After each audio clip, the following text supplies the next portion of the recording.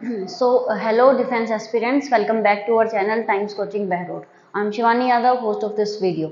और जैसा कि आप सब लोगों को पता है कि जो लास्ट वाली वीडियो थी उसके अंदर हमने एटम से रिलेटेड चीज़ें डिस्कस की थी, जिसके अंदर कि हमने पढ़ा था एटम क्या होता है, मॉलिक्यूल्स कैसे बनते हैं, डाल्टन की एटॉमिक थ्योरी पढ़ी थी, जे थॉमसन का एटॉमिक मॉडल पढ़ा था, और उसके साथ एटम से रिलेटेड जो वेरियस काइंड ऑफ लॉज होते हैं जिनसे रिलेट करके आप एटम के बारे में और भी चीज़ें जान सकते हो, उन सब चीज़ों के बारे में हमने डिस्कस किया था। तो अगर आपने वो क्लास अभी तक नहीं देखी है तो आप आई बटन पे क्लिक करके या फिर डिस्क्रिप्शन में जो लिंक प्रोवाइड किया गया है उसमें जाके आप उस क्लास को देख सकते हैं। तो आज की जो क्लास हमारी रहने वाली है उसके अंदर हम पढ़ेंगे स्ट्रक्चर ऑफ एटम, कि जो एटम होता है उसका स्ट्रक्चर कैसा होता है, और उससे रिलेटेड और भी वेरियस काइंड्स ऑफ जो कंसेप्ट हैं जो कि आपके आने वाले एनडीए एग्जाम के अंदर इम्पोर्टेंट साबित हो सकते हैं, उनके बारे में जो है वो हम स्टडी करेंगे। उससे पहले मैं आप लोगों को एक क्विक इन्फॉर्मेशन दे देती हूँ। टाइम्स कोचिंग बहरोर में प्रतिज्ञा नाम से 11th-12th का फाउंडेशन बैच चल रहा है। अगर आप उसको ज्वाइन करना चाहते हैं तो दिए गए कॉन्टैक्ट नंबर पे कॉल करके आप हमसे कनेक्ट हो सकते हैं। तो चलिए आज की क्लास को स्टार्ट करते हैं। तो सबसे पहले देखिए, अगर हम देखते हैं कि एटम जो है वो किस तरीके का होता है, उसका स्ट्रक्चर क्या होता है, तो एटम के स्ट्रक्चर के बारे में पढ़ने से पहले हमें ये पता होना चाहिए कि एटम के अंदर क्या क्या चीज़ें प्रेजेंट होती हैं। तो देखो, कल की क्लास में मैंने आप लोगों को बताया था सब एटॉमिक पार्टिकल्स के बारे में। मैंने बताया था 3 सब एटॉमिक पार्टिकल्स होते हैं, इलेक्ट्रॉन, प्रोटॉन और न्यूट्रॉन। मैंने बताया था आप लोगों को इलेक्ट्रॉन, प्रोटॉन और न्यूट्रॉन 3 सब एटॉमिक पार्टिकल्स होते हैं। इनके बारे में हमने और भी डिस्कस किया था कि इलेक्ट्रॉन के ऊपर नेगेटिव चार्ज होता है, प्रोटॉन के ऊपर पॉजिटिव चार्ज होता है और न्यूट्रॉन के ऊपर कोई भी चार्ज नहीं होता। वहीं हमने एक और बात डिस्कस की थी कि जो एटम होता है, कंप्लीट ऑल ओवर जो एटम होता है, जो कंप्लीट एटम है वो न्यूट्रल होता है। जो कंप्लीट एटम है वो न्यूट्रल होता है। न्यूट्रल का मतलब जितना उसके पास पॉजिटिव चार्ज प्रेजेंट होगा उतना ही उसके पास नेगेटिव चार्ज प्रेजेंट होगा। मतलब जितना पॉजिटिव चार्ज है उतना नेगेटिव चार्ज है। तो इस वजह से वो चार्ज जो है वो बैलेंस हो जाता है और इलेक्ट्रिकली जो एटम है वो न्यूट्रल हो जाता है। तो यहाँ पे वही चीज़ें दे रखी हैं कि जो सब एटॉमिक पार्टिकल्स होते हैं जिनकी वजह से ही हम law of conservation of mass discuss कर पाते हैं, मल्टीपल प्रोपोर्शन का लॉ डिस्कस कर पाते हैं, कांस्टेंट कंपोजिशन का लॉ डिस्कस कर पाते हैं, और इन्हीं सब चीज़ों की वजह से जो है वो होते हैं। अब हमें ये पता होना ज़रूरी है कि जो इलेक्ट्रॉन है उनकी डिस्कवरी कैसे हुई और जो प्रोटॉन है उनकी डिस्कवरी कैसे हुई, डिस्कवरी ऑफ इलेक्ट्रॉन्स। तो ये तो मैंने आप लोगों को बता दिया था कि इलेक्ट्रॉन्स जो है उनको डिस्कवर किया था जे थॉमसन नाम के साइंटिस्ट ने। अब देखते हैं कि इलेक्ट्रॉन्स की डिस्कवरी हुई कैसे हुई। तो देखो, किसी भी चीज़ की जब डिस्कवरी की जाती है साइंटिस्ट के द्वारा तो वो क्या करते हैं, पहले वेरियस काइंड ऑफ एक्सपेरिमेंट करते हैं। मतलब वो एक्सपेरिमेंट करके देखते हैं कि जो काम वो कर रहे हैं उनसे जो है उसको क्या नया रिजल्ट मिल सकता है। तो साइंटिस्ट ने क्या किया, इस तरीके का एक जो है डिस्चार्ज ट्यूब टाइप से उन्होंने एक स्ट्रक्चर डिजाइन किया, जिसके अंदर उन्होंने 2 नोड्स लिए, 2 पॉइंट्स लिए। आप ऐसे समझ सकते हो, उन्होंने 2 पॉइंट्स लिए जहां पे एक पॉइंट नेगेटिव था, एक पॉइंट पॉजिटिव था। अब जो नेगेटिव वाला पॉइंट था उसको बोला गया कैथोड पॉइंट, और जो पॉजिटिव वाला पॉइंट था उसको बोला गया एनोड। तो इस तरीके से उन्होंने 2 पॉइंट्स लिए साइंटिस्ट ने, पॉजिटिव और नेगेटिव, और पॉजिटिव वाले को उन्होंने एनोड बोला, नेगेटिव वालों को उन्होंने कैथोड बोला। अब एक बात यहाँ से आप लोग समझ सकते हैं कि जैसे ही इससे हाई वोल्टेज पे करंट को पास करवाया जाएगा, हाई वोल्टेज पे अगर करंट को पास करवाया जाएगा तो क्या होगा, या तो कैथोड से कुछ पार्टिकल्स निकलेंगे और वो एनोड की तरफ जाएंगे, या फिर एनोड से कुछ पार्टिकल्स निकलेंगे और वो कैथोड की तरफ ट्रेवल करेंगे। तो वही सेम सिनेरियो हुआ यहाँ पे कि जो पार्टिकल्स कैथोड्स पे थे वो निकल के इजेक्ट आउट होके और एनोड की तरफ जाने लगे। अब कैथोड पे जो पार्टिकल्स होंगे, जाहिर सी बात है उनके पास जो चार्ज होगा, कैथोड के पार्टिकल्स का जो चार्ज होगा वो भी नेगेटिव होगा, क्योंकि ये नेगेटिव वाला एरिया है तो यहाँ पे चार्ज भी कैसा प्रेजेंट होगा, नेगेटिव चार्ज प्रेजेंट होगा। तो उस नेगेटिव चार्ज वाले एरिया से जो नेगेटिव वाले पार्टिकल्स निकल के गए और जो पॉजिटिव के पास गए, क्योंकि ये बात तो आप सब लोग जानते हो कि पॉजिटिव हमेशा नेगेटिव की तरफ जाता है और नेगेटिव हमेशा पॉजिटिव की तरफ जाता है। मतलब प्लस जो है प्लस वाला जो है वो हमेशा जाएगा माइनस वाले की तरफ, और जो माइनस वाला है वो प्लस वाले की तरफ ही जाएगा। ये लॉ ऑफ अट्रैक्शन होता है, अपोजिट चार्जेस हमेशा एक दूसरे को अट्रैक्ट करते हैं। और वहीं अगर बात कर लें हम कि सेम जो चार्ज होंगे वो हमेशा एक दूसरे को रिपेल करेंगे, हमेशा एक दूसरे को रिपेल करेंगे। तो यही सिनेरियो हुआ कि जो कैथोड वाले एरिया था जहाँ पे कि नेगेटिव चार्ज प्रेजेंट था, वहाँ से कुछ पार्टिकल्स इजेक्ट आउट हुए और वो चल के जाने लगे इस एनोड के पास, एनोड जहाँ पे पॉजिटिव चार्ज था। तो अगर नेगेटिव चार्ज वाले एरिया से कोई पार्टिकल्स निकल रहा है, जा रहा है, तो जाहिर सी बात है कि उसके ऊपर चार्ज भी कैसा होगा, नेगेटिव होगा। उसके ऊपर नेगेटिव चार्ज है, तभी वो जो पार्टिकल है वो इस पॉजिटिव चार्ज के पास जा रहा है और उसके अट्रैक्ट जो है वो कर रहा है। तो ये सिनारियो हुआ, और इस सिनारियो को देखते हुए जो पार्टिकल्स कैथोड से निकले थे, जो नेगेटिव पार्टिकल्स थे, उनको बोल दिया गया इलेक्ट्रॉन्स।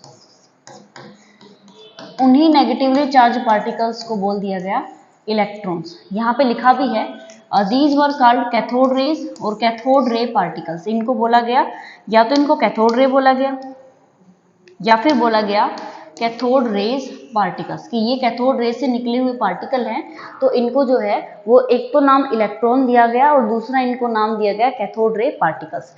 तो अब यहाँ से हमें दो बातें पता चल गई कि इनको कैथोड रे पार्टिकल बोलेंगे, और दूसरा जो है वो इनको इलेक्ट्रॉन्स के नाम से जाना जाने लगा। तो इस तरीके से हुई इलेक्ट्रॉन्स की डिस्कवरी। अब आगे देखते हैं।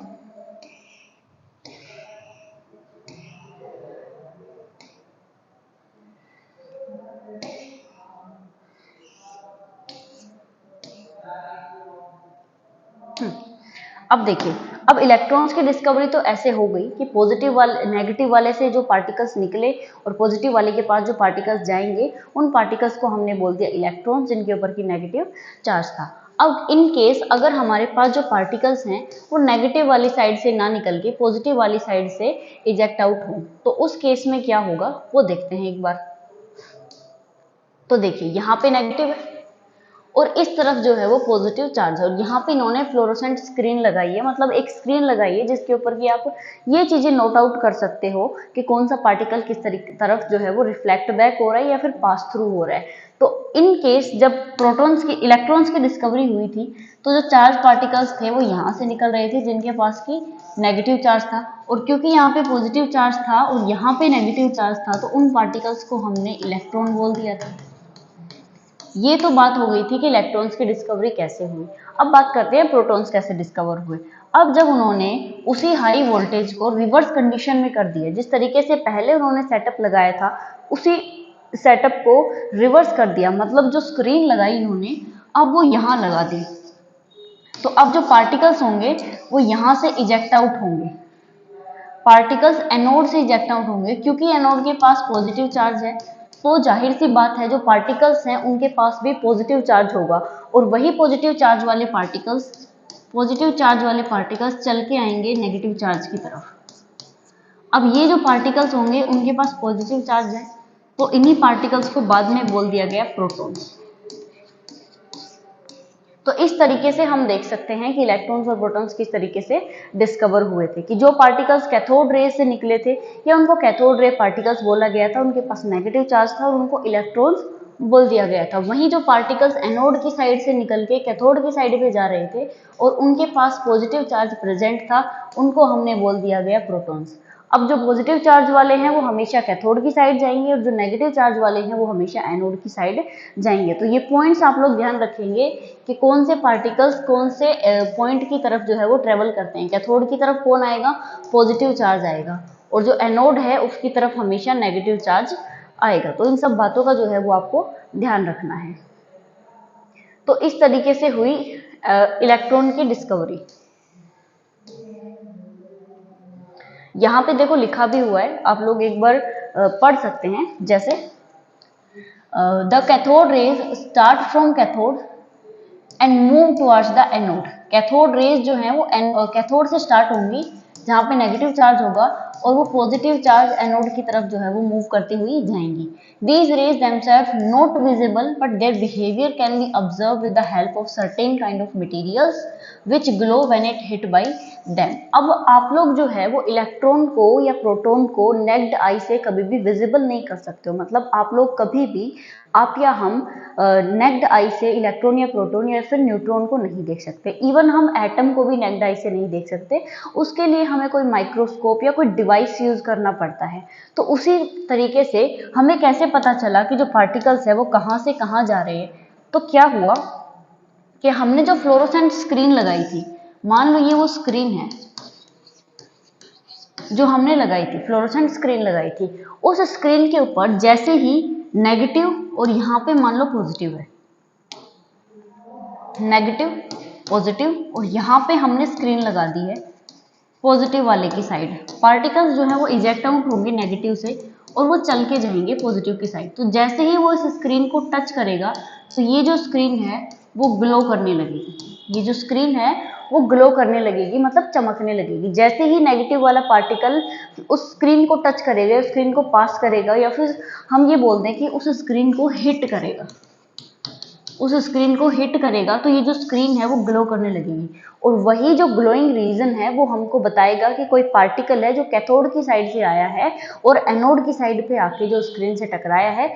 अब मतलब हमें ये कैसा पता चला कि उसके ऊपर नेगेटिव चार्ज ही है?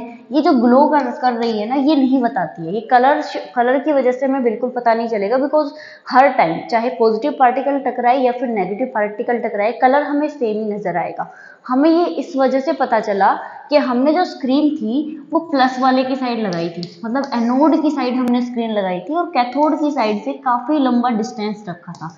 अब यहाँ से पार्टिकल ट्रेवल करके आ रहे थे, तो जो नेगेटिव साइड से आएगा, जाहिर सी बात है उस पार्टिकल के पास नेगेटिव चार्ज होगा। तो इस वजह से साइंटिस्ट जो थे उन्होंने इलेक्ट्रॉन और प्रोटॉन की डिस्कवरी करी कि जो कैथोड साइड से आएगा इट इज श्योर कि उसके पास जो चार्ज होगा वो नेगेटिव होगा। और क्योंकि वो फ्लोरोसेंट स्क्रीन को टच कर रहा है और फ्लोरोसेंट स्क्रीन जो है वो ग्लो कर रही है, तो उन्होंने ये मेक श्योर कर दिया कि जो पार्टिकल है वो इलेक्ट्रॉन है और उसके पास नेगेटिव चार्ज है। सेम सिनारियो हुआ प्रोटॉन के साथ। क्या हुआ देखते हैं। अब यहाँ पे हमने नेगेटिव लिया और यहाँ पे पॉजिटिव लिया। इस बार जो स्क्रीन है वो नेगेटिव वाले की साइड लगा दी गई। अब ये जो स्क्रीन है नेगेटिव वाली साइड है और पॉजिटिव से कुछ पार्टिकल्स आएंगे और जैसे ही ये पार्टिकल्स स्क्रीन को टच करेंगे ये स्क्रीन अगेन ग्लो करेगी और ग्लो करते ही हमें ये पता चल जाएगा कि जो पार्टिकल्स हैं वो पॉजिटिव साइड से इजेक्ट आउट हुए हैं और कहीं ना कहीं चल के कहाँ पे आ रहे हैं, नेगेटिव वाले डायरेक्शन में आ रहे हैं। और हम ये बात ऑलरेडी जानते हैं कि नेगेटिव की साइड हमेशा अपोजिट चार्ज ही आएगा, मतलब नेगेटिव का उल्टा हमेशा पॉजिटिव चार्ज ही आएगा नेगेटिव के पास। तो उस वजह से जब पॉजिटिव साइड से हटा के स्क्रीन को नेगेटिव साइड में लगा दिया गया तो वहां से जो पार्टिकल्स निकले उनको हमने नाम दे दिया प्रोटॉन्स। तो इस तरीके से जो है वो डिस्कवरी हुई इलेक्ट्रॉन्स की और प्रोटॉन्स की। आई होप कि आप लोग यहाँ तक का जो टॉपिक है वो समझ गए होंगे। अब हम आगे बात करते हैं।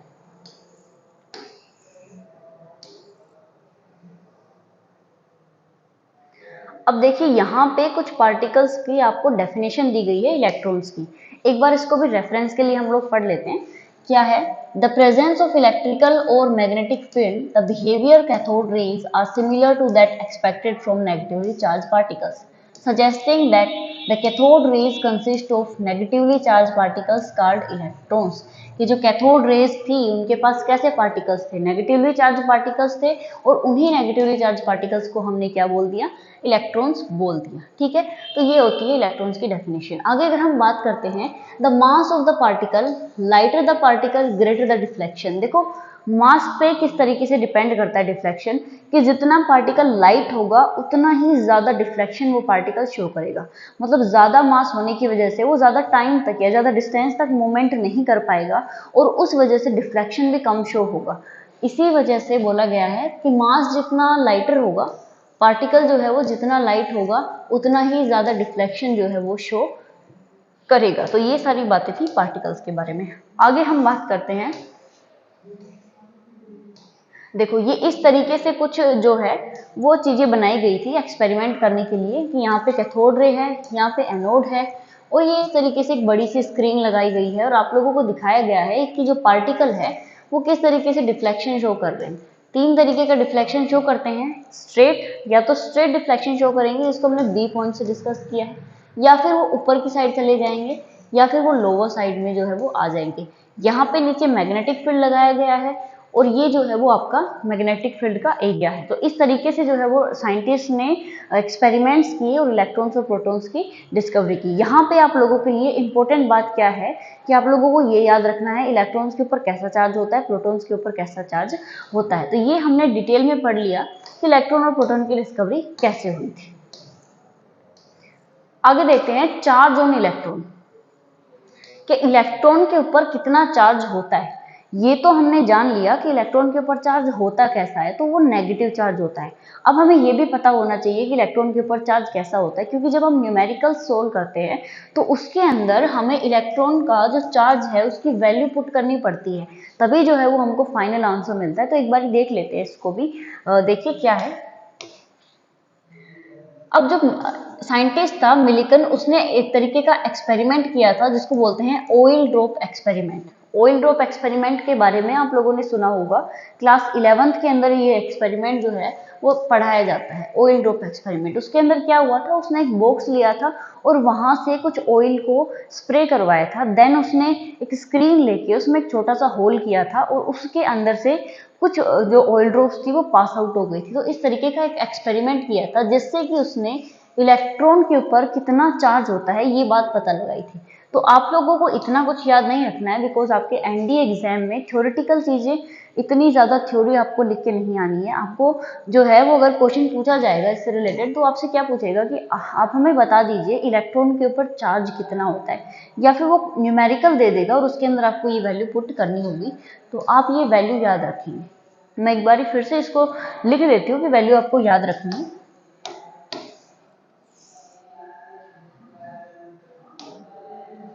ये वैल्यू जो है अराउंड 9.109 इंटू 10 की पावर -31 kg ये मास होता है इलेक्ट्रॉन के ऊपर। अगर बात करें इलेक्ट्रॉन के ऊपर चार्ज कितना होता है तो 1.6022 इंटू 10 की पावर -19 कूलम्ब जो है वो चार्ज होता है। अब यहाँ पे आपको एक बात पता होगी कि कूलम्ब जो है वो चार्ज की यूनिट होती है और जो केजी है वो मास की यूनिट होती है। तो एक तो आप ये वैल्यू याद रखेंगे कि इलेक्ट्रॉन के ऊपर मास कितना होता है, एक आप ये वैल्यू याद रखेंगे कि इलेक्ट्रॉन के ऊपर चार्ज जो है वो कितना होता है। तो ये सारी बातें जो है वो आप लोगों को याद रखनी है, ठीक है। आगे देखिए, discovery of protons and neutrons. हमने पढ़ लिया कि प्रोटॉन्स और न्यूट्रॉन्स की जो डिस्कवरी है वो किस तरीके से हुई थी। तो कैसे हुई थी, जैसा कि हमने देखा था कैथोड रे थी, उसके पास positive charge particles depend upon the nature of gas present in the cathode ray and simply positively charge gaseous ions. जो गैसियस आयंस थे जो कि कैसे थे, पॉजिटिवली चार्ज थे, और अगर वो पॉजिटिवली चार्ज होंगे तो वो किसकी साइड जाएंगे, जाहिर सी बात है वो किसकी साइड जाएंगे, कैथोड रे की साइड जाएंगे। और उसी चीज से हमें पता चल जाएगा कि नेगेटिव से पॉजिटिव की साइड, पॉजिटिव से नेगेटिव की साइड जा रहा है तो पार्टिकल कैसा है, पॉजिटिवली चार्ज है। उसी पॉजिटिवली चार्ज पार्टिकल्स को हम बोल देंगे प्रोटॉन्स, जिसको कैनेल रेज बोला जाता है। आगे अगर हम देखें प्रोटॉन के बारे में, यहाँ पे एक क्विक इंफॉर्मेशन दी गई है। क्या है, the smallest lightest positive ion was obtained from hydrogen and was called proton। अब स्मॉलेस्ट और सबसे लाइटेस्ट मतलब सबसे छोटा और सबसे लाइट जो पॉजिटिवली चार्ज आयन था वो हाइड्रोजन का था। अब आप लोगों को ये बात तो पता होगी कि जो हाइड्रोजन है वो स्मॉलेस्ट एटम है, मतलब हाइड्रोजन जो है वो फर्स्ट नंबर पे आता है पीरियोडिक टेबल के अंदर, और जो हाइड्रोजन है उसको कंसीडर किया जाता है स्मॉलेस्ट एटम। इसके पास 1 प्रोटॉन और 1 न्यूट्रॉन होता है। तो स्मॉलेस्ट जो आयन है, स्मॉलेस्ट पॉजिटिवली चार्ज आयन, ये बात याद रखेंगे, स्मॉलेस्ट पॉजिटिवली चार्ज आयन जो है वो हाइड्रोजन का देखा गया था और उसको जो नाम दिया गया दैट वाज प्रोटॉन। प्रोटॉन जो है वो स्मॉलेस्ट हाइड्रोजन के आयन को दिया गया था नाम। आगे देखते हैं, अब एक बार ये देख लेते हैं कि न्यूट्रॉन्स की डिस्कवरी कैसे हुई, क्योंकि हमने देख लिया, पढ़ लिया है कि इलेक्ट्रॉन की डिस्कवरी कैसे हुई और साथ में प्रोटॉन की डिस्कवरी कैसे हुई? तो देखिए न्यूट्रॉन्स की डिस्कवरी कैसे हुई। तो न्यूट्रॉन्स के बारे में बेसिक इन्फॉर्मेशन तो आप लोगों को पता ही है कि उसके पास कोई भी चार्ज प्रेजेंट नहीं होता। तो अगर हम देखें न्यूट्रॉन जिसके पास जीरो चार्ज होता है, जीरो चार्ज होता है, मतलब इसके पास ना पॉजिटिव चार्ज होता है और ना ही नेगेटिव चार्ज होता है। और मैंने आप लोगों को कल की क्लास में ही ये बात बता दी थी कि जो न्यूट्रॉन है और जो प्रोटॉन है, प्रोटॉन प्लस में न्यूट्रॉन, ये दोनों ही न्यूक्लियस में पाए जाते हैं। जो एटम होता है उसके सेंटर में न्यूक्लियस प्रेजेंट होता है और न्यूक्लियस के अंदर ये दोनों चीजें जो है वो पाई जाती हैं। तो ये बात मैंने आपको कल की क्लास में बता दी थी। अब देखिए आज हमें क्या देखना है,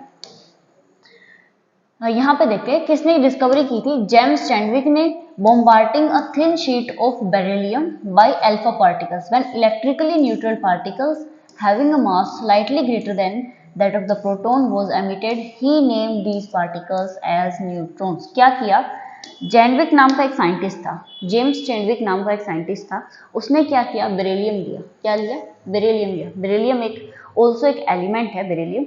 उसने उसकी बॉम्बार्डिंग करवाई किसके ऊपर, अल्फा पार्टिकल्स की। जैसे मान लीजिए आप एग्जाम्पल के लिए ऐसे समझ लीजिए कि ये आपके पास कोई बॉक्स है, साइंटिस्ट ने क्या किया होगा कि ऐसे कुछ बॉक्स लिया होगा, उस बॉक्स के अंदर मान लो बेरिलियम फिल कर दिया।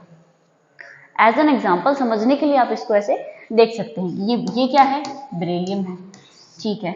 इसके ऊपर उसने बॉम्बार्डिंग करवाई अल्फा पार्टिकल्स।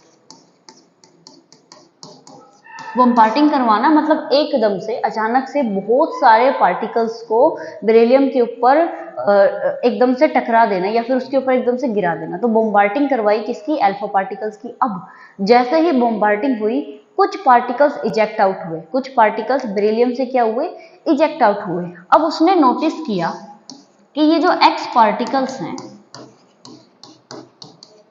ये जो एक्स पार्टिकल्स हैं जो कि अल्फा पार्टिकल्स की बॉम्बार्डिंग की वजह से इजेक्ट आउट हुए हैं, उनके पास ना तो पॉजिटिव चार्ज है ना ही इनके पास नेगेटिव चार्ज है। अब ये उसे कैसे पता चला कि ना इसके पास पॉजिटिव चार्ज है ना इसके पास नेगेटिव चार्ज है। उसने क्या किया, दो प्लेट्स लगाई। क्या किया, दो प्लेट्स लगाई। एक प्लेट पॉजिटिव चार्ज की थी और दूसरी प्लेट नेगेटिव चार्ज की थी। तो ये जो पार्टिकल्स थे इन्होंने ना तो पॉजिटिव वाले की साइड अपना बिहेवियर शो किया और ना ही नेगेटिव वाले की साइड जो है अपना बिहेवियर शो किया। मतलब ना तो वो पॉजिटिव वाले की साइड अट्रैक्ट या रिपेल हो रहे थे और ना ही वो पार्टिकल्स नेगेटिव वाली प्लेट की साइड अट्रैक्ट या रिपेल हो रहे थे। मतलब वो कोई बिहेवियर ही शो नहीं कर रहे थे, ना वो पॉजिटिव के कॉन्टैक्ट में आने से रिपेल हो रहे थे ना अट्रैक्ट हो रहे थे, ना ही वो नेगेटिव के कॉन्टैक्ट में आने से रिपेल हो रहे थे और ना ही वो अट्रैक्ट हो रहे थे। तो साइंटिस्ट को ये समझ में आ गया कि इन पार्टिकल्स के ऊपर ना तो पॉजिटिव चार्ज है ना ही नेगेटिव चार्ज है, मतलब ये कंप्लीटली न्यूट्रल है। और उसी न्यूट्रल नेचर की वजह से साइंटिस्ट ने उसको नाम दे दिया न्यूट्रॉन्स। अब एटम के 3 सब एटॉमिक पार्टिकल्स हमने पढ़े थे, क्विक रिवीजन देख लेते हैं। इलेक्ट्रॉन, प्रोटॉन और न्यूट्रॉन। इलेक्ट्रॉन की डिस्कवरी हमने पढ़ ली, प्रोटॉन की डिस्कवरी हमने पढ़ ली, न्यूट्रॉन की डिस्कवरी हमने पढ़ ली। इन डिटेल हमने सारी चीज़ों को समझ लिया है। आई होप कि यहाँ तक आपको सारी चीज़ें जो है वो क्लियर हो गई होंगी। अब हम बात करते हैं आगे। अब आगे आ जाता है एटॉमिक मॉडल्स। एटॉमिक मॉडल्स, अब इसके बारे में भी हमने कल की क्लास में जो है वो डिस्कस किया था, लेकिन एक बार हम फिर से देख लेते हैं। पहले तो हम ये ओवरव्यू ले लेते हैं कि इलेक्ट्रॉन, प्रोटॉन और न्यूट्रॉन, इनके पास क्या क्या चीजें होती हैं, इनके सिंबल्स क्या होते हैं, इनके पास चार्ज कितना होता है, इनके पास मास कितना होता है। अब ये जो टेबल है ये आप लोगों के लिए बहुत ही ज्यादा इंपॉर्टेंट हो जाती है, क्योंकि जब आप न्यूमेरिकल सोल्व करेंगे उस टाइम पे आपको ये सारी चीजें काम आने वाली हैं। तो एक बार ध्यान से देख लीजिए इस टेबल को। देखिए सबसे पहले गिवन है इलेक्ट्रॉन। इलेक्ट्रॉन का सिंबल ई होता है, या फिर हम इसे सिंपली ऐसे ई नेगेटिव करके भी लिख देते हैं। बात करें इसके चार्ज की, ई नेगेटिव, तो इसके ऊपर माइनस का चार्ज होता है 6.022 इंटू 10 की पावर माइनस 19 इसके ऊपर चार्ज होता है, ठीक है। अगर रिलेटिव चार्ज की बात करें तो इसके ऊपर -1 जो है वो रिलेटिव चार्ज होता है। मास की बात करें तो उसके पास 9.109 इंटू 10 की पावर माइनस 31 इसके ऊपर जो है वो मास होता है केजी के अंदर। अब ये जो मास है वो केजी और एटॉमिक मास यूनिट यू से दोनों के अंदर आपको याद रखना है। ये एएमयू वाला मास है, एटॉमिक मास यूनिट, ये एक यूनिट होती है एटम्स के या जो एटॉमिक पार्टिकल्स होते हैं उनके मास को डिनोट करने के लिए यूनिट होती है जिसको कि यू से डिनोट किया जाता है। तो अगर इसका एटॉमिक मास यूनिट देखें तो वो 0.054 होता है। अप्रोक्सीमेट अगर मास देखते हैं तो वो 0 होता है। बात करते हैं प्रोटॉन की, तो प्रोटॉन को P से डिनोट करते हैं। सिंपली अगर आप देखना चाहो तो कहीं कहीं पे इसको पॉजिटिव से भी डिनोट कर दिया जाता है क्योंकि इसके ऊपर चार्ज कैसा होता है, पॉजिटिव होता है। अब चार्ज की अगर हम बात करते हैं तो इलेक्ट्रॉन और प्रोटॉन के ऊपर सेम चार्ज होता है, मतलब क्वांटिटी जो है वो चार्ज की क्वांटिटी जो है वो चार्ज की सेम रहती है। जो चीज चेंज होती है वो है साइन। इलेक्ट्रॉन में वो नेगेटिव होता है, प्रोटॉन में वो पॉजिटिव हो जाता है। वही रिलेटिव चार्ज इसके ऊपर +1 होता है। मास के अंदर थोड़ा डिफरेंस हो जाता है, 1.67 इंटू 10 की पावर -27 होता है। रिलेटिव मास इसका अराउंड 1 होता है और अप्रोक्सीमेट मास यूनिट भी इसकी 1 होती है। न्यूट्रॉन्स की बात करें तो इनको n से डिनोट किया जाता है। चार्ज इनके ऊपर 0 होता है। मैंने आप लोगों को बताया था कि चार्ज जो है वो न्यूट्रॉन के ऊपर 0 होता है, ना वो पॉजिटिव वाले की साइड जाते हैं ना ही वो नेगेटिव वाले की साइड जाते हैं। बात करें इनके रिलेटिव चार्ज की तो जाहिर सी बात है जब उनके पास चार्ज ही प्रेजेंट नहीं है तो रिलेटिव चार्ज भी प्रेजेंट नहीं होगा। अब अगर मास की बात करें, अब ये भी एक क्वेश्चन बन जाता है इंडिया के अंदर, कई बार पूछ लिया जाता है। अगर आपसे इजी क्वेश्चन पूछा जाएगा तो ये क्वेश्चन भी पूछा जा सकता है कि जो न्यूट्रॉन है उसके पास चार्ज 0 है, रिलेटिव चार्ज 0 है, तो क्या उसका मास भी 0 होगा? तो जी नहीं, ये बिल्कुल भी नहीं है कि अगर किसी एटॉमिक पार्टिकल के पास या किसी सब एटॉमिक पार्टिकल के पास चार्ज नहीं है तो उसके पास मास भी नहीं होगा, ऐसा बिल्कुल भी नहीं होता है। यही वजह है कि जब एक एटम से दूसरे एटम में न्यूट्रॉन्स को ट्रांसफर किया जाता है तो चार्ज में तो कोई फर्क नहीं पड़ता, लेकिन मास में चेंज जो है वो आ जाता है। तो हमें इसका मास याद रखना है 1.674 इंटू 10 की पावर -27, जो कि अराउंड प्रोटॉन के बराबर होता है। इसका जो रिलेटिव मास है वो भी अराउंड 1 होता है और अप्रोक्सीमेटली मास यूनिट जो है वो भी अराउंड 1 होती है। तो ये तीनों चारों बातें जो है वो आप लोगों को ध्यान रखनी है। इलेक्ट्रॉन, प्रोटॉन, न्यूट्रॉन के पास कितना सिंबल क्या होता है, इनका चार्ज क्या होता है, रिलेटिव चार्ज क्या होता है, मास क्या होता है और इनका रिलेटिव मास जो है वो क्या होता है, ये बातें आप लोगों को ध्यान में रखनी है। अब बात करते हैं एटॉमिक मॉडल्स के बारे में। एटॉमिक मॉडल क्या होता है, सबसे पहले तो आप लोग ये जान लीजिए। मॉडल का मतलब होता है, जैसे मान लो आपने कोई नई चीज़ डिस्कवर की है या आपने कोई नई मशीन बनाई है, तो आप क्या करेंगे, उसका एक रफ मॉडल तैयार करेंगे।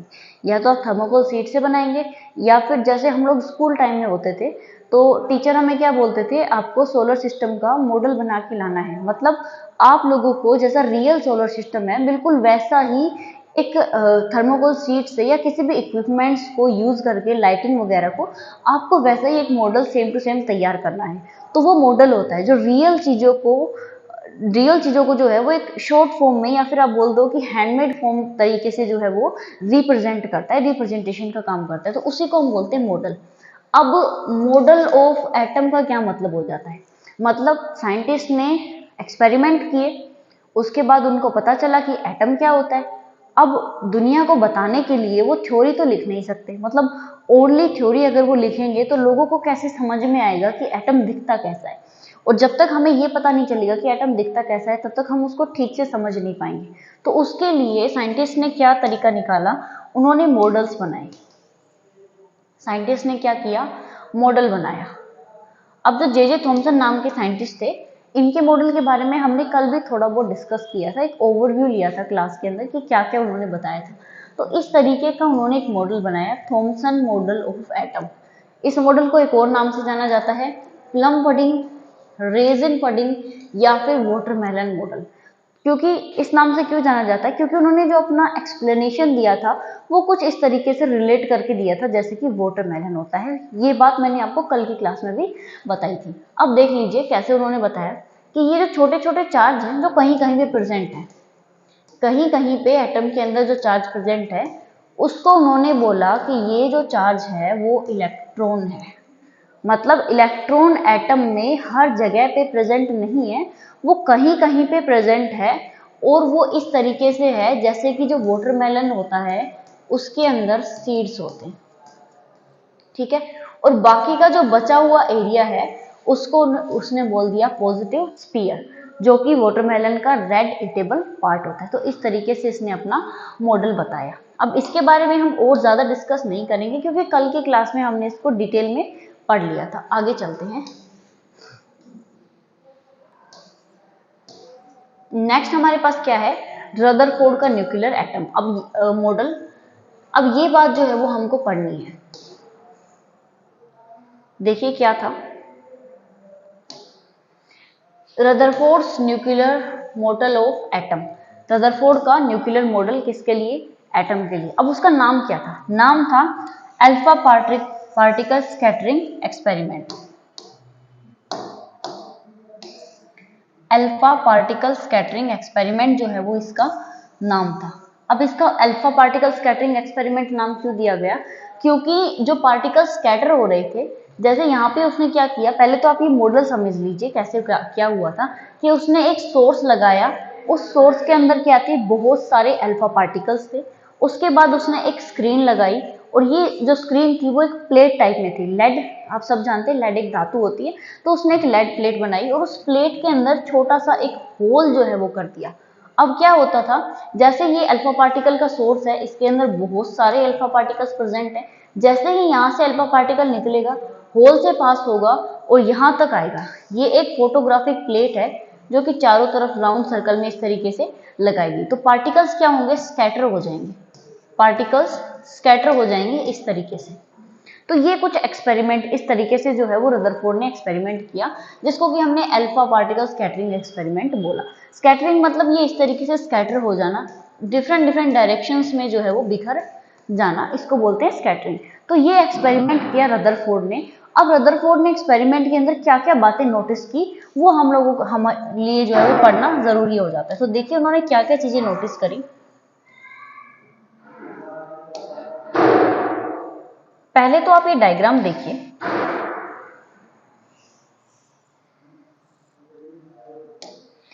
ये डायग्राम देखिए, यहाँ पे उसने कंप्लीटली शो किया है कि किस तरह से जो अल्फा पार्टिकल्स थे वो डिफ्लेक्ट हो रहे थे, किस तरह से एक जगह से दूसरी जगह पे जा रहे थे। तो ये वो वाला एरिया शो किया गया है जूम आउट जूम इन करके, कि जहाँ पे जो है वो एक्सपेरिमेंट हो रहा था, मतलब ये शीट वाला एरिया, ये वाला जो एरिया है वो यहाँ पे दिखाया गया है। ये छोटे छोटे जो आपको नजर आ रहे हैं ये पार्टिकल्स हैं, ये पार्टिकल्स हैं जो कि अलग अलग डायरेक्शंस में आप देखोगे कि डेविएट होते आपको नजर आ रहे हैं। कुछ पार्टिकल्स स्ट्रेट जा रहे हैं, कुछ पार्टिकल्स ऐसे नीचे की तरफ डेविएट हो रहे हैं, और कुछ मिनिमम बहुत ही रेयरली पार्टिकल ऐसे रहे होंगे जो कि टकरा के, मतलब हिट करके वापस बैक जो है वो चले गए होंगे। बहुत रेयर पार्टिकल्स ऐसे रहे होंगे। तो इस तरीके से उसने एक्सपेरिमेंट किया। अब उसने क्या क्या ऑब्जर्वेशंस देखी, तो वो ऑब्जर्वेशन हम एक बार देख लेते हैं। ऑब्जर्वेशंस यहाँ थी उसकी, देखिए उसने मेनली 3 ऑब्जर्वेशन नोटिस की थी। क्या क्या चीजें उसने अपने एक्सपेरिमेंट के अंदर बताई, तो देखिए ध्यान से देखिए इन चीजों को। Most of the alpha particles pass through the gold foil undeflected, मतलब बहुत सारे, मोस्ट ऑफ द मतलब मान लो अगर 100 अल्फा पार्टिकल्स जो है वो अल्फा पार्टिकल सोर्स से निकले हैं और वो स्क्रीन तक पहुंचे हैं, तो उनमें से मोस्ट ऑफ मतलब 80% ऑफ द पार्टिकल, या फिर आप नॉर्मली समझ लो 70 पार्टिकल्स, अगर 100 हम एग्जाम्पल के लिए मान लेते हैं तो उसमें से अराउंड 70 पार्टिकल्स अनडिफ्लेक्टेड होके, मतलब उनके ऊपर कोई फर्क ही नहीं पड़ता है, वो अनडिफ्लेक्टेड क्या कर जाते हैं, पास कर जाते हैं। पहला चीज तो उसने जो है वो ये नोटिस किया। दूसरा क्या था, a small fraction of alpha particles was deflected by small angles, बहुत ही छोटी, मतलब अराउंड बहुत 30% 20% ऑफ द, अगर 100 की बात करते हैं एग्जाम्पल के लिए, तो उसमें से अराउंड 30 to 20% यानी स्मॉल पोर्शन पार्टिकल्स जो हैं वो क्या हुए, उस सीट से स्मॉल एंगल्स में क्या हो गए, डिफ्लेक्ट हो गए। दूसरी चीज ये नोटिस की। अब तीसरा क्या था, a very few alpha particle, example के लिए दे रखा है 1 in 20,000 bounce back, that is were deflected by nearly 180 degree. जैसा कि मैंने अभी आप लोगों को बताया कि बहुत ही कम 20,000 पार्टिकल्स में से मिनिमम 1 पार्टिकल, ऐसा आप लोग मान सकते हैं कि 20,000 पार्टिकल्स में से 1 पार्टिकल ऐसा रहा होगा जो कि 180 डिग्री पे डिफ्लेक्ट कर रहा होगा। 180 डिग्री पे डिफ्लेक्ट करने का मतलब कि वो जैसे आया था टकरा के वैसे ही क्या कर गया, वापस चला। जैसे कि आप लोग देखिए यहाँ पे अगर हम नोटिस करते हैं इस चीज को, इस डायग्राम को अगर हम देखते हैं तो आप लोग को देखेंगे नियरली पार्टिकल्स क्या है, अनडिफ्लेक्टेड सीधे जा रहे हैं, अनडिफ्लेक्टेड है, कोई इनके पास जो है वो डिफ्लेक्शन शो नहीं हो रहा है। मोस्ट ऑफ द पार्टिकल्स आप लोग नोटिस करेंगे, लेकिन बहुत कम पार्टिकल्स है, फ्यू पार्टिकल्स ऐसे हैं जो क्या कर रहे हैं, डिफ्लेक्शन शो कर रहे हैं, थोड़ा बहुत क्या कर रहे हैं, डिफ्लेक्शन शो कर रहे हैं। अब यहाँ पे आपको बहुत कम पार्टिकल्स ऐसे नजर आएंगे जो कि जैसे आए थे वैसे की वैसे ही वापस चले जाएंगे। मतलब 20,000 पार्टिकल्स में से अराउंड 1 पार्टिकल ऐसा होगा जो कि जैसा आया था वैसे ही क्या हो जाएगा, वापस चला जाएगा। तो ये था रदरफोर्ड का अल्फा पार्टिकल स्कैटरिंग एक्सपेरिमेंट। अब इस एक्सपेरिमेंट के रिजल्ट्स क्या रहे हम वो एक बार देख लेते हैं।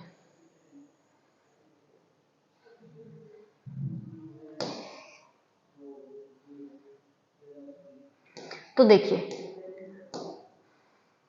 अब जो रदरफोर्ड थे साइंटिस्ट, उन्होंने क्या क्या बताया इस एक्सपेरिमेंट के बाद वो चीजें एक बार देखते हैं। सबसे पहले क्या बोला, most of the space in the atom is empty, most of alpha particles passed through the foil undeflected. Rutherford ने क्या बताया कि जो एटम है उसके पास जो मैक्सिमम स्पेस है ना वो एम्प्टी है। कैसा है, एम्प्टी है, खाली है। अब ये बात क्यों बोली, क्योंकि देखो जब एक्सपेरिमेंट हुआ था तो मैक्सिमम पार्टिकल्स हमको नजर आ रहे थे जो कि डिफ्लेक्ट ही नहीं हुए थे, जो कि डिफ्लेक्ट ही नहीं हुए थे। इसका मतलब ये है कि अगर उन पार्टिकल्स के पास पॉजिटिव चार्ज है ना तो उस एरिया में उनको कहीं पे नेगेटिव चार्ज मिला ही नहीं जिसकी वजह से वो डिफ्लेक्ट हो पाते, या फिर उनको कहीं पे पॉजिटिव चार्ज दूसरा मिला ही नहीं कि वो रिपेल हो पाते या फिर अट्रैक्ट हो पाते। मतलब एटम का मोस्ट ऑफ स्पेस कैसा है, एम्प्टी पड़ा है, खाली पड़ा है। तो ये था पहला ऑब्जर्वेशन कि most of the space of the atom is empty. Atom का मैक्सिमम स्पेस कैसा है, एम्प्टी है, खाली है। अब दूसरी बात क्या थी, a few positively charge alpha particles were deflected.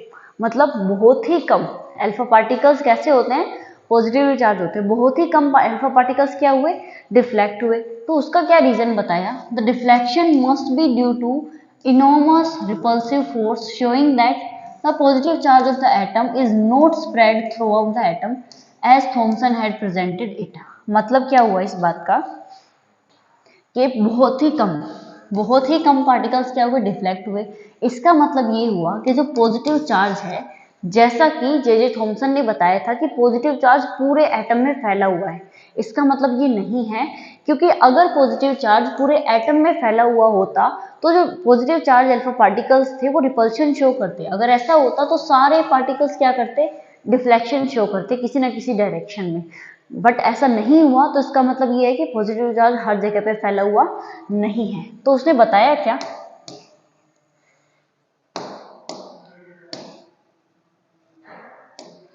कि जो पॉजिटिव चार्ज है concentrated in a very small volume that repel diffracted positively charge alpha particles, कि जो पॉजिटिव चार्ज है एटम का वो कहीं ना कहीं एक जगह पे जो कि एटम का सेंटर माना जा सकता है वहां पे कंसंट्रेटेड है, मतलब इकट्ठा होके रखा हुआ है।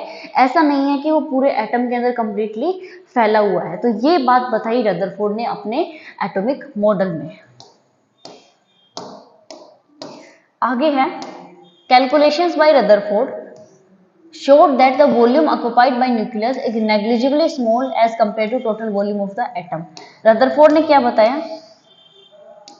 कि जो न्यूक्लियस है क्या है, volume occupied by the nucleus, कि जो न्यूक्लियस है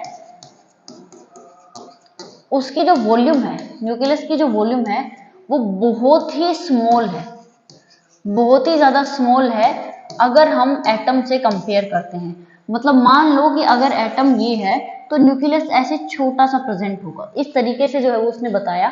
और रेडियस क्या का रेशियो क्या बताया कि एटम की जो रेडियस है वो अराउंड 10 की पावर -10 मीटर्स होगी, वहीं अगर हम न्यूक्लियस की बात करें तो उसकी अराउंड 10 की पावर -15 मीटर्स होगी। मतलब comparison to the whole atom जो न्यूक्लियस है उसकी रेडियस बहुत ही ज्यादा क्या है, कम है, उसकी वॉल्यूम बहुत ही ज्यादा क्या है, कम है। तो ये सारी बातें जो रदरफोर्ड थे उन्होंने अपने एटॉमिक मॉडल के अंदर बताई थी।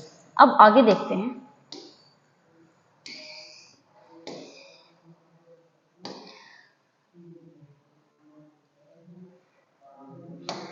अब जो रदरफोर्ड थे उन्होंने क्या किया था, कुछ इंपॉर्टेंट कैलकुलेशंस मतलब कंक्लूजन्स दिए थे। उन्होंने अपनी कैलकुलेशन की और उस कैलकुलेशन के बेस पे क्या दिए, कुछ कंक्लूजन्स दिए।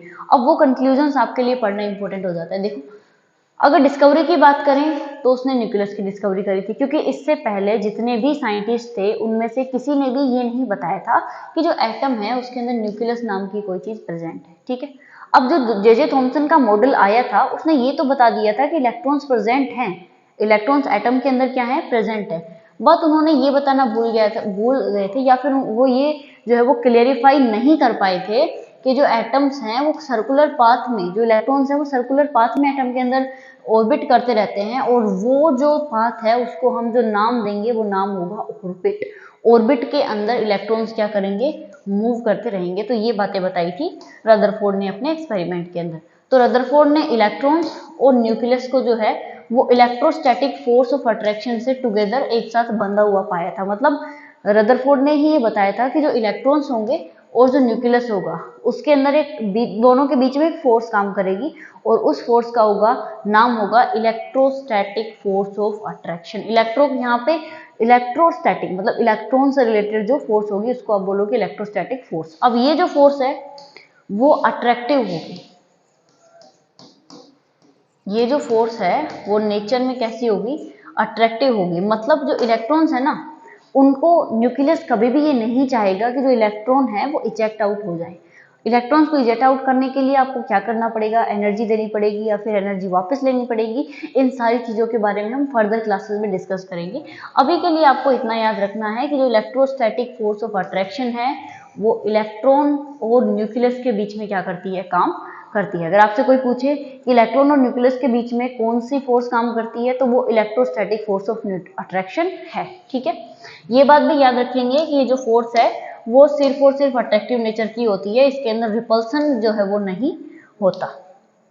आगे दो बहुत ही इंपॉर्टेंट टॉपिक आ जाते हैं, आइसोबार्स और आइसोटोप्स।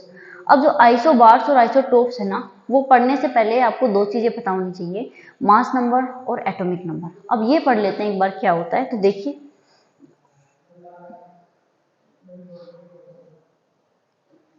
पहले तो देखते हैं मास नंबर, जिसको कि ए से डिनोट किया जाता है।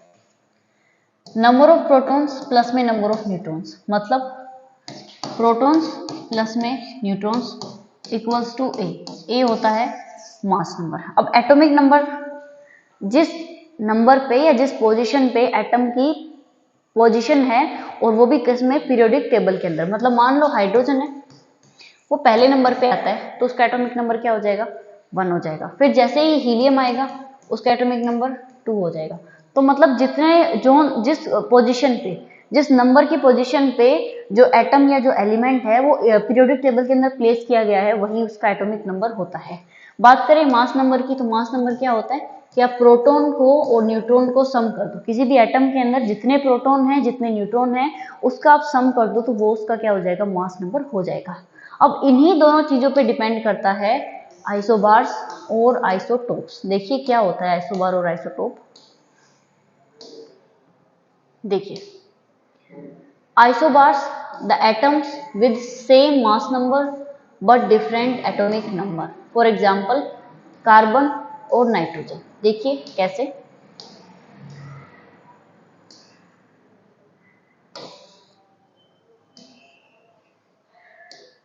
यहां पे देख लेते हैं हम एक बार क्या लिखा हुआ है। आइसोबार्स वो होते हैं जिनके पास सेम क्या होता है, मास नंबर, बट डिफरेंट क्या होता है, एटॉमिक नंबर। मतलब इनका जो मास नंबर है वो तो सेम रहेगा और जो एटॉमिक नंबर है वो डिफरेंट हो जाएगा। एटॉमिक नंबर है वो क्या हो जाएगा, डिफरेंट हो जाएगा। मतलब दो अलग अलग एटम का आप आइसोटोप, आइसोबार जो है वो किसके बनते हैं, दो अलग अलग एटम्स के बनते हैं। जैसे एग्जांपल के लिए हमने क्या लिया, कार्बन लिया और नाइट्रोजन लिया। अब हम सबको पता है कार्बन का जो मास नंबर है वो 14 होता है और एटॉमिक नंबर 16 होता है। वही नाइट्रोजन की बात करें तो ये 7 नंबर पे होता है और इसका जो मास है वो भी क्या होता है, 14 होता है। तो मास नंबर देखिए इनका सेम है, दोनों का कितना है, 14 है। बट वहीं अगर एटॉमिक नंबर की बात करते हैं तो एक का 6 है और एक का 7 है। एक 6 नंबर पे आता है और दूसरा जो है वो 7th नंबर पे आता है। ठीक है, तो ये बात होती है आइसोटोप्स की।